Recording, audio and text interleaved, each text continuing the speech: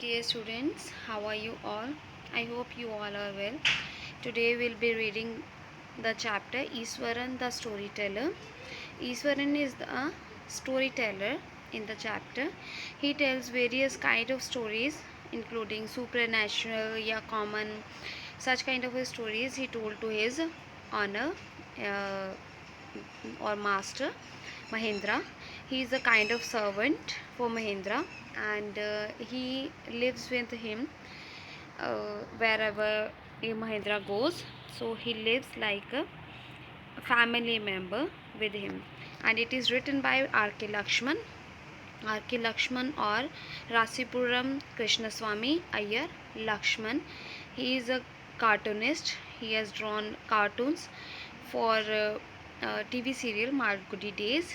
He has written many short stories, and he has drawn several cartoons depicting the uh, political nature and of the people and the politics, the things that are happening in the politics, and bringing out the uh, true nature or reality or the sarcasm of the people. So let's start reading it. Um yeah. So Iswaran the storyteller. One night Mahendra woke up from his sleep and saw a dark cloudy form. He broke out into a cold sweat. Was it a ghost? So Mahendra saw something strange, or he saw some kind of spirit. So he was quite afraid. So now whether it's a ghost or anything else, we will come to know that. The story was narrated to Ganesh by a young man, Mahendra by name. So, this story was narrated to Ganesha by a young man. So, a young man has told this story of Iswaran the storyteller to Ganesh. Okay, Mahendra by name, he was a junior supervisor in a firm which offered on hire supervisors at various types of construction sites. So Mahendra is the name of the owner of Iswaran. So he was a junior supervisor in a firm.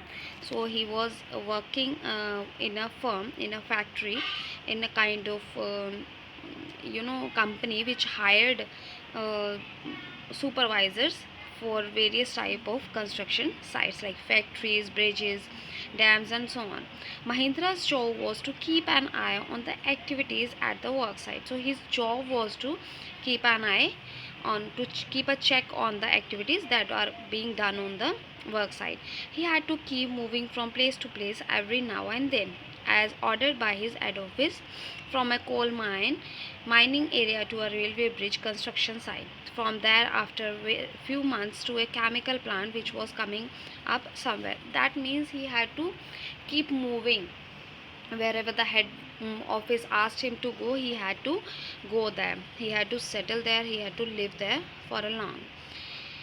He was a bachelor, his needs were simple, and he was able to adjust himself to all kinds of odd conditions, whether it was an ill equipped circuit house or a makeshift canvas tent in the middle of a stone quarry. Quarry is a mine. Quarry means a mine.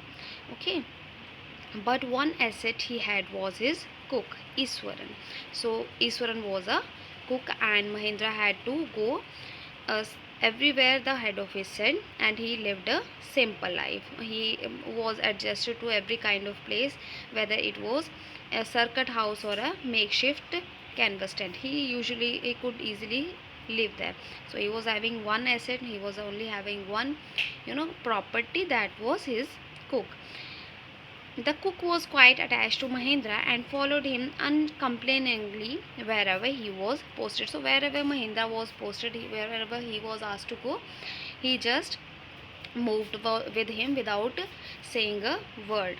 He cooked for Mahendra, washed his clothes, and chatted away with his master at night. He could weave out endless stories and anecdotes on varied subjects. Anecdotes means short stories. Kisse, you can say kisse in Hindi. So he could weave, he could just narrate endless stories, he could just imagine and tell so many stories on the spot only. Iswaran also had an amazing capacity to produce vegetables and cooking ingredients seemingly out of nowhere. In the middle of a desolate landscape, desolate means then nothing is living or nothing, nobody lives there or nothing is grown over them, landscape with no shops, vegetables for miles around. He would miraculously conjure up the most delicious dish. Conjure up means gather, and conjures mean gather and use them. So he was having, it is conjures. So he could make delicious dishes using these fresh vegetable within an hour. So whenever wherever they he reached, so within an hour he could make delicious dishes using the things. At the zinc sheet shelter at the new workplace, Mahindra would be up early in the morning and leave for work after breakfast, carrying some prepared food with him. Meanwhile, Iswaran would tidy up the shed, wash the clothes, and have a leisurely bath, pouring several buckets of water over his head, muttering means saying, muttering a prayer all the while. It would be lunchtime by then. After eating, he would read for a while before dozing off. The book was usually some popular Tamil thriller. Thriller means some exciting, using having action and uh, suspense, running to hundreds of pages. Its imaginative descriptions and narrative flourishes would hold Iswaran in thrall. Thrall means excitement. So we come to know that Mahendra was a early bird. He had to get up early in the morning.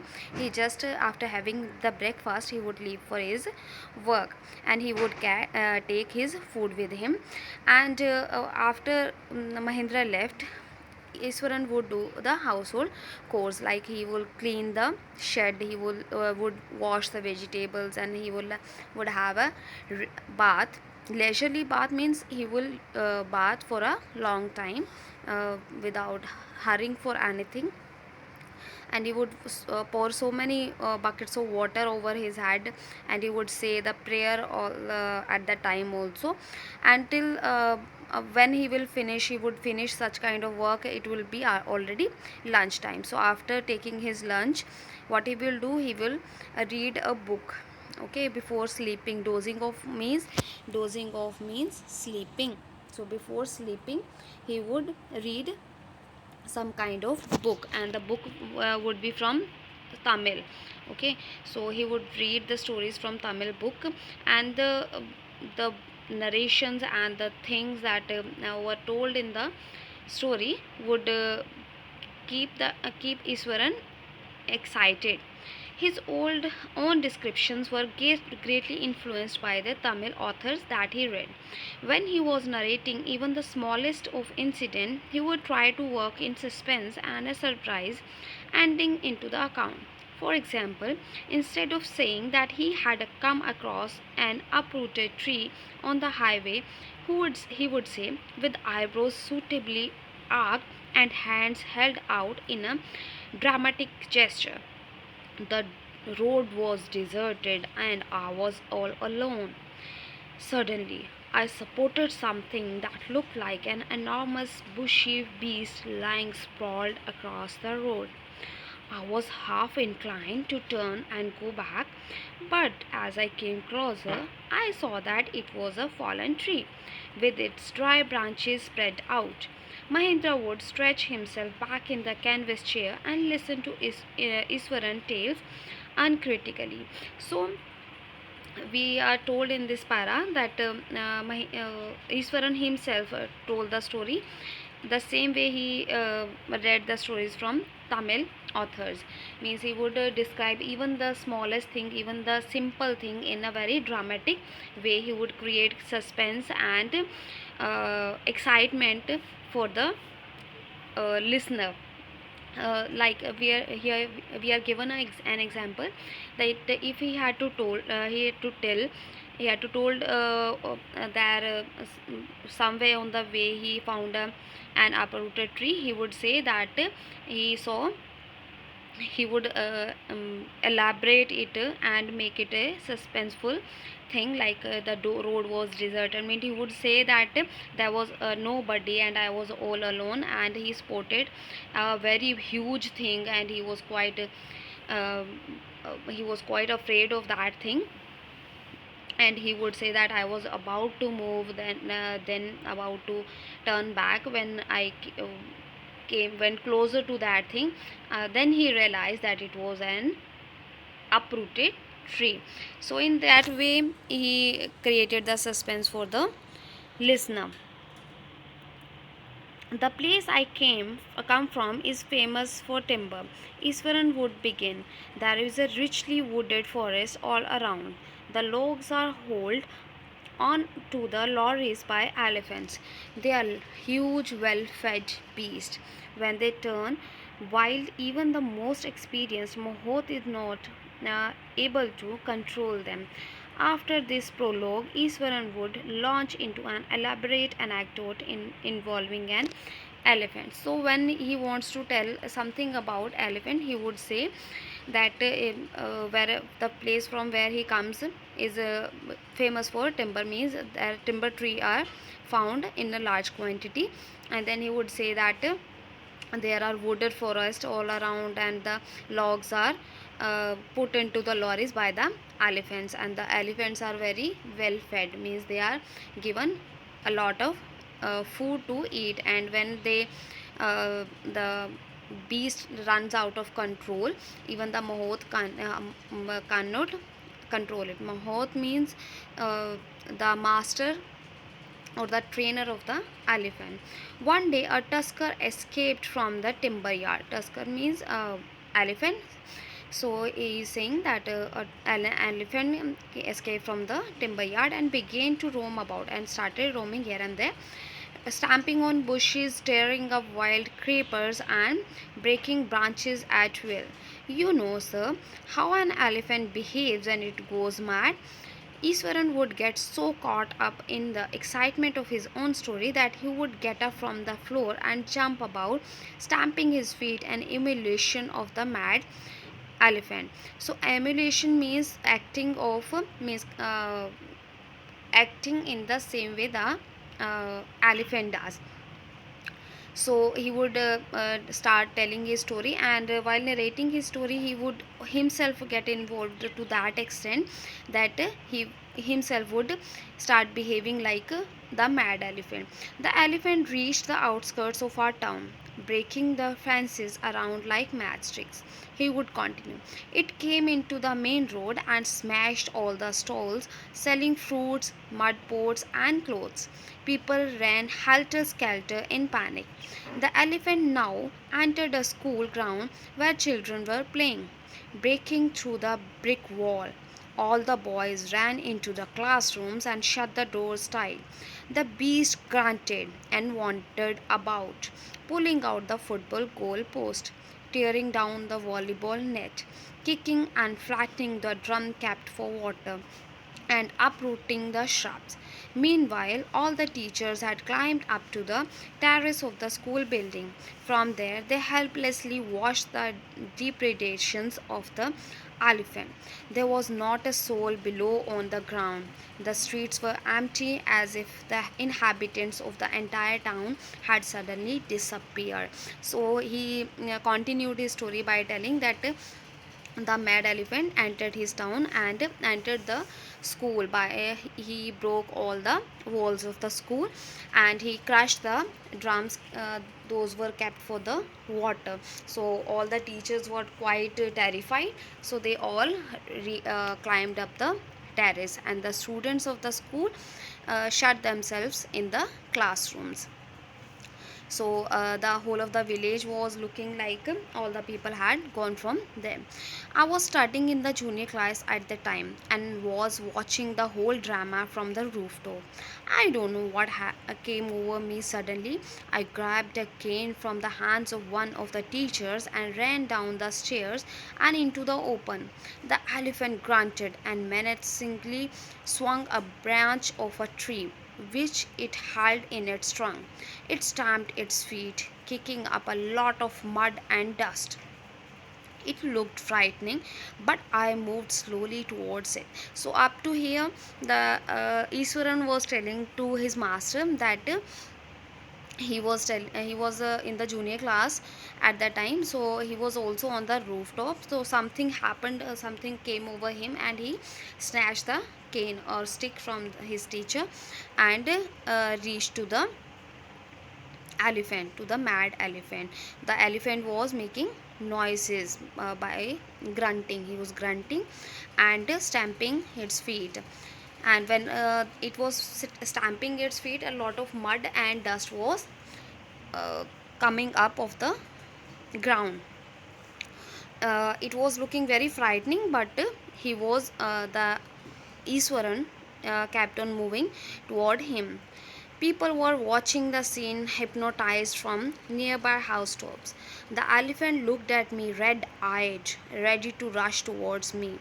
It lifted the trunk and trumpeted loudly. So he is telling that the people were just stunned and they were uh, still on their places, and the elephant was very angry. His eyes were red and it was moving towards him, and it just lifted its trunk over and trumpeted loudly. At the moment I moved forward and mustering all my force. Mustering means collecting. Here mustering means, here sorry, wait, mastering means collecting. So he's saying, just I just collected all my force and went to the went to the elephant. Its third toenail on the quick. So he's saying, just I attacked on the third toenail of the elephant. The beast looked stunned for a moment, then it shivered from head to foot and collapsed. Then he's saying that it fell down. At this point, Iswaran would leave the story unfinished and get a mumbling means mustering, saying something. Iswaran, I will be back after lighting the gas and warming up the dinner.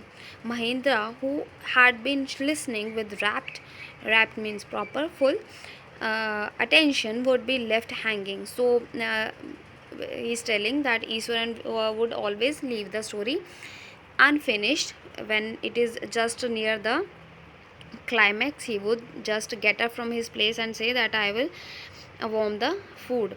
And Mahindra, who would be listening the story with the proper attention, he would uh, he would be left to his place only.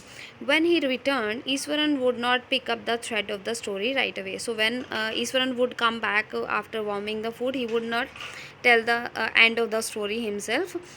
He would just start something else. Mahendra would have to remind him that the conclusion was pending. So Mahendra would tell him that the conclusion of the story is still left, so please tell me that also. Well, a veterinary doctor was summoned to revive the animal. Iswaran would shrug casually, so he will just end the story normally. 2 days later, it was led away by its mahout to the jungle. Well, how did you manage to do it, Iswaran? How did you bring down the beast? It has something to do with the Japanese art, I think, sir. Karate or Jiu-Jitsu, it is called. I had read about it somewhere. It temporarily paralyzes the nervous system, you see. So he tells that I did it by karate or jiu-jitsu, and he had read it something about it somewhere. Not a day passed without Iswaran recounting some story packed with adventure, horror, and suspense.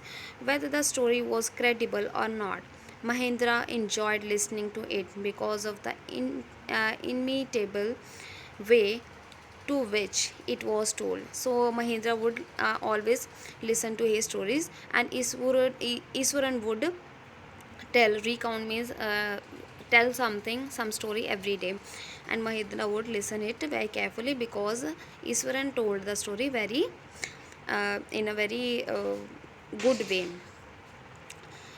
Iswaran seemed to more than make up for the absence of a TV in Mahendra's living quarters. So, it is telling that Mahendra did never felt the need of a TV because Iswaran would replace the TV. One morning, when Mahendra was having breakfast, Iswaran asked, "Can I make something special for dinner tonight, sir?" After all, today is an auspicious day. According to tradition, we prepare various delicacies to feed the spirits of our ancestors today, sir. So, in this para, we come to know that Iswaran is asking Mahendra whether he can prepare something sweet today because, according to tradition, we should feed our ancestors today. That night, Mahendra enjoyed the most delicious dinner and complimented Iswaran on his culinary skills. Culinary means cooking skills. He seemed very pleased but unexpectedly launched into a most garish account involving the supernatural. So, but he was very happy, but even then he told us a strange story in which there was the mention of supernatural means some spirit or ghost. You know, sir, this entire factory area we are occupying was once a burial ground. Burial means where dead bodies are buried. He started. So he started telling that where we are living, this whole area was a cemetery. Mahendra was jerked out of the pleasant reverie he had drifted into after the satisfying meal. So he was enjoying means reverie means daydreaming. So he was jerked out of his daydreaming after he heard this story. I knew on the first day itself when I saw a human skull lying on the path. Even now, I come across a some number of skulls and bones. Iswaran continued. So Iswaran told that I knew this from the very first day because I have seen a human skull over there, and even every day he is coming across a number of skulls. He went on to narrate how he sometimes saw ghosts at night. I am not easily frightened by these things, sir. I am a brave fellow.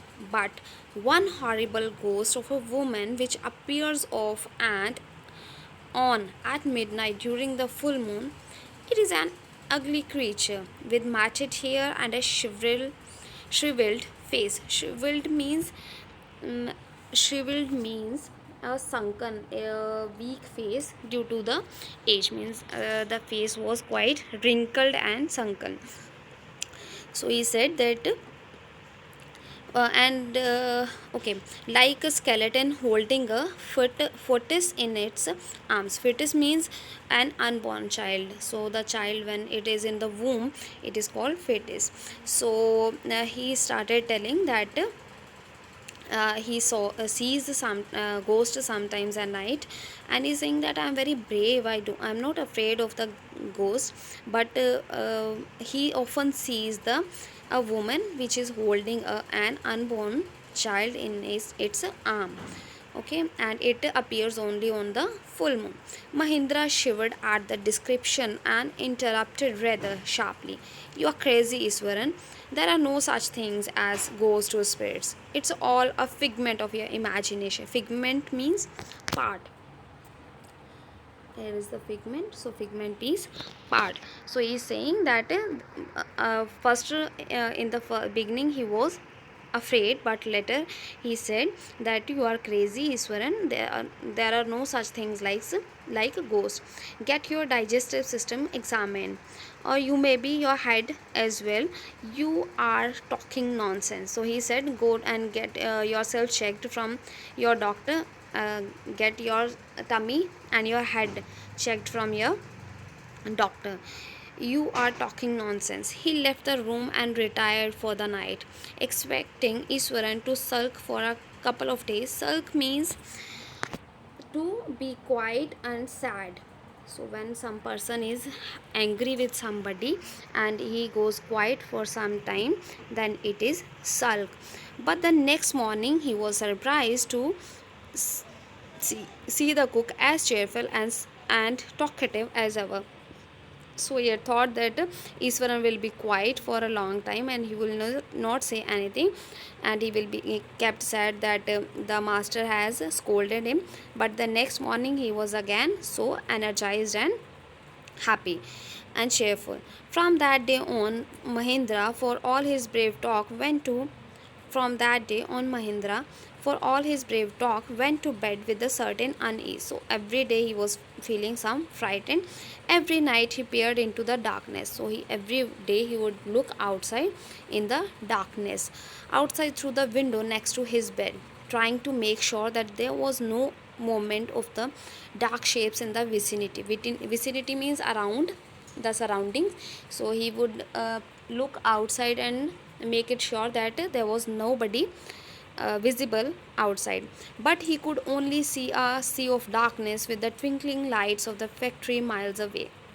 He had always liked to admire the milk white landscape on the full moon nights, but after hearing Iswaran's story of the female ghost, he avoided looking out of the window altogether when the moon was full.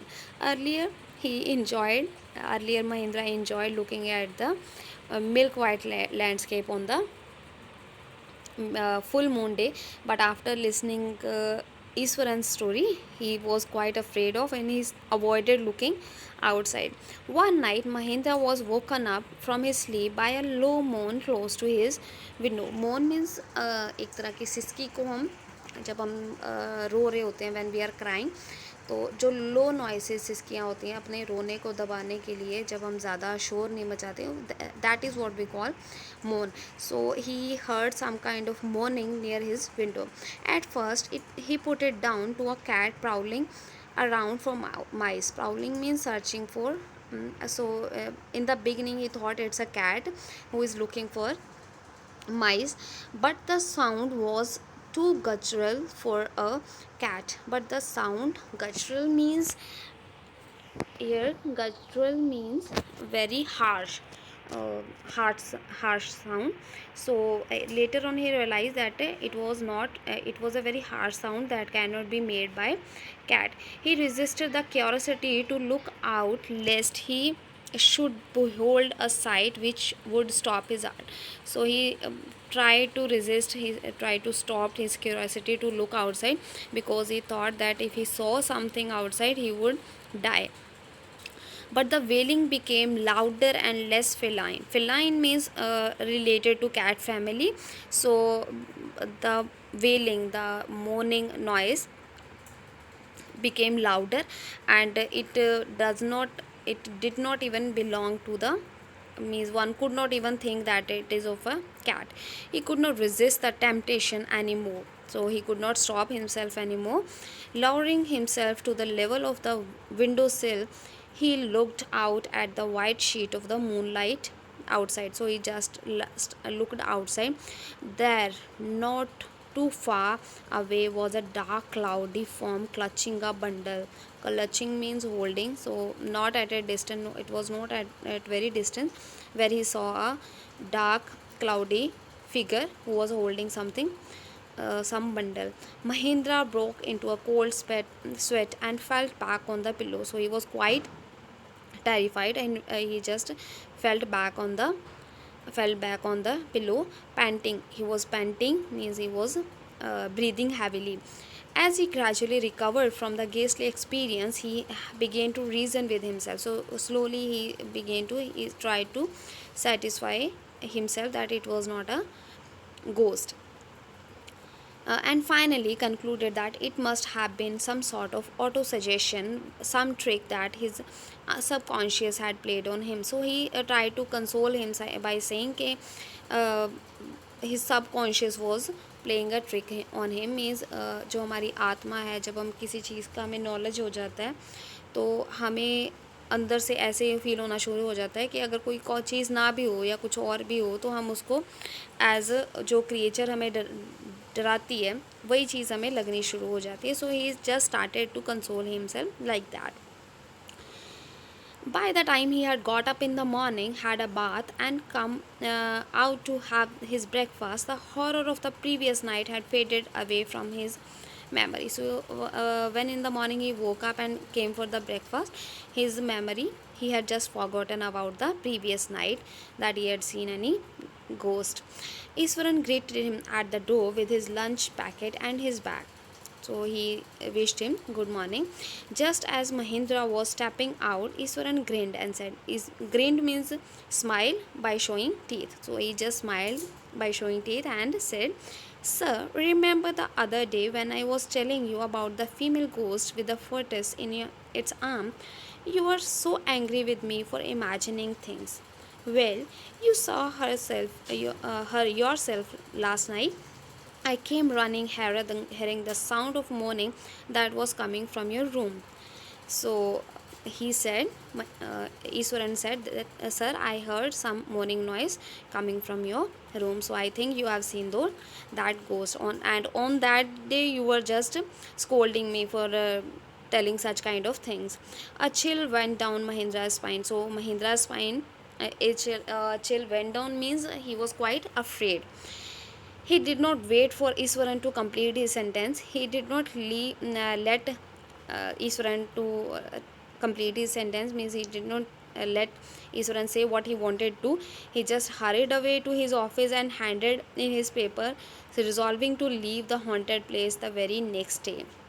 So he just went to his office and uh, in his paper he told that he is leaving this place, the supernatural affected place. So he was quite afraid. So this was the story by Iswaran. I hope you enjoyed.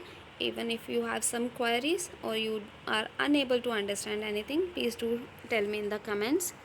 I'll be waiting for that. Thank you and have a nice day.